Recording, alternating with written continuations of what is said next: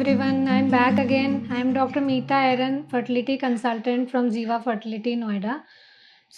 पहली चीज़ आज मैं जो आपसे पूछना चाहूँगी कि आप कितने कंसर्न्ड है अपनी फर्टिलिटी के लिए और आप हिस्ट्रोस्कोपी के बारे में क्या जानना चाहते हैं और फर्टिलिटी ट्रीटमेंट में हिस्ट्रोस्कोपी का क्या इम्पोर्टेंस है। आज हमारा टॉपिक डिस्कशन का यही होगा।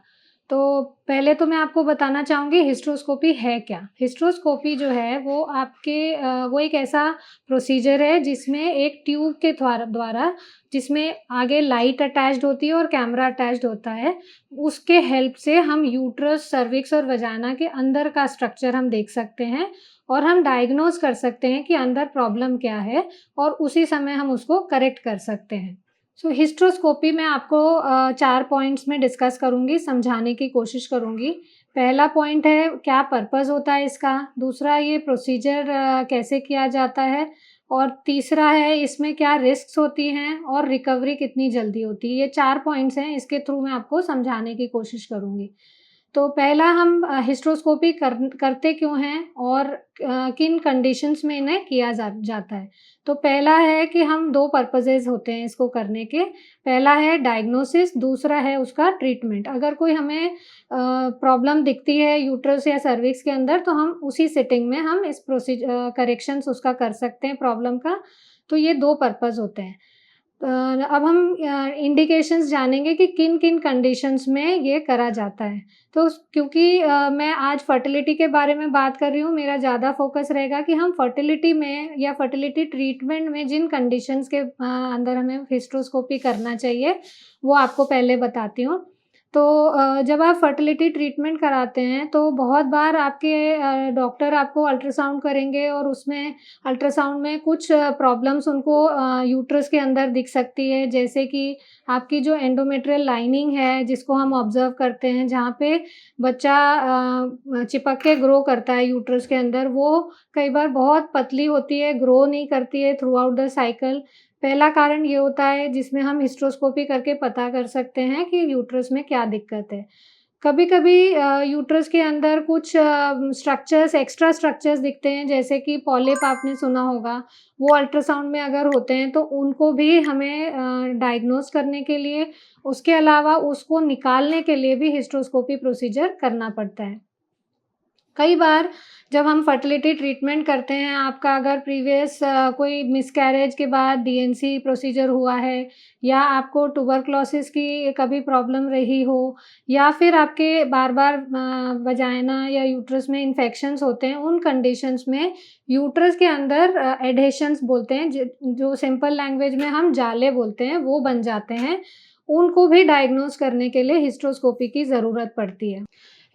इनफर्टिलिटी का ट्रीटमेंट जब हम करते हैं हमारे कुछ पेशेंट्स में ऐसा होता है कि या तो कई बार मिसकैरेजेस हो जाते हैं, यानी कि अबॉर्शंस बार-बार होते हैं।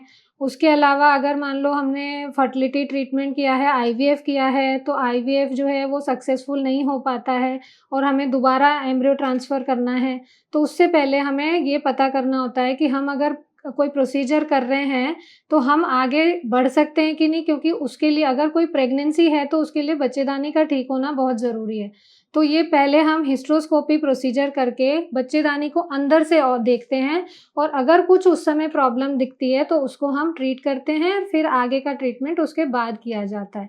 तो फर्टिलिटी ट्रीटमेंट में ये कुछ इंडिकेशंस होते हैं जिन कंडीशंस में आपके डॉक्टर आपको हिस्ट्रोस्कोपी करने के लिए सजेस्ट करते हैं।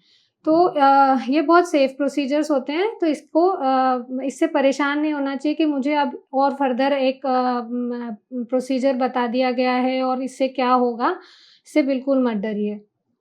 तो ये एक तो इंडिकेशन है जो फर्टिलिटी से रिलेटेड है। इसके अलावा भी जनरल पब्लिक में फीमेल्स में बहुत सारी प्रॉब्लम्स होती है जिन कंडीशंस में गायनेकोलॉजिकल प्रॉब्लम्स में हिस्ट्रोस्कोपी करना पड़ता है। जैसे कि अगर फीमेल्स को एब्नॉर्मल यूट्राइन ब्लीडिंग होती है, किसी-किसी को इर्रेगुलर ब्लीडिंग की प्रॉब्लम होती है, किसी को बहुत कम पीरियड्स आते हैं 1 या 2 दिन के। कभी-कभी पूरे मंथ की जो साइकिल होती है उसमें बीच-बीच में ब्लीडिंग हो जाती है किसी को बहुत लंबे टाइम तक पीरियड्स आते रहते हैं। इन कंडीशंस में भी हमें डायग्नोज़ करने के लिए हिस्ट्रोस्कोपी की ज़रूरत पड़ती है। इसके अलावा जो गायनी प्रॉब्लम्स है जिनके लिए हिस्ट्रोस्कोपी करना पड़ सकता है, वो जैसे कि अगर आपकी कोई एनाटॉमिकल एब्नॉर्मैलिटीज़ हैं, जैसे कि यूनिकॉर्नुएट और बाइकॉर्नुएट यूट्रस या सेप्टेट यूट्रस, इन कंडीशंस में भी अगर आप फर्टिलिटी ट्रीटमेंट कर रहे हैं, तो डेफ़िनेटली आपको, क्योंकि आपको प्रेगनेंसी नहीं हो रही होगी उन कंडीशंस में, तो आपको हो सकता है हिस्ट्रोस्कोपी की ज़रूरत पड़े। तो इस कंडीशन में उसको जब हम हिस्ट्रोस्कोपी करते हैं, अगर वो डायग्नोसिस निकलती है, तो वो सेम सिटिंग में आपका वो यूट्रस का एनाटॉमिकल करेक्शन कर दिया जाता है एंड उसको फिर ठीक करके और आगे फिर ट्रीटमेंट किया जाता है। एक छोटा-सा इंडिकेशन और है जिस कंडीशन में हम हिस्ट्रोस्कोपी एडवाइस करते हैं, वो general it is mostly not related to infertility, but yes it is done. कभी-कभी मिसकैरेज के बाद में पूरा जो टिश्यू है वो निकल नहीं पाता है और हमको निकालना पड़ता है, तो वो टिश्यू चिपके हुए रहते हैं, उनको निकालने के लिए भी हिस्ट्रोस्कोपी की मदद ली जाती है। और एक है, जैसे अगर आपने कॉपर्टी डलाई है, वो इधर-उधर खिसक के कहीं फँस गई है और निकल नहीं पा रही है, तब भी हमें हिस्ट्रोस्कोपी करनी पड़ती है।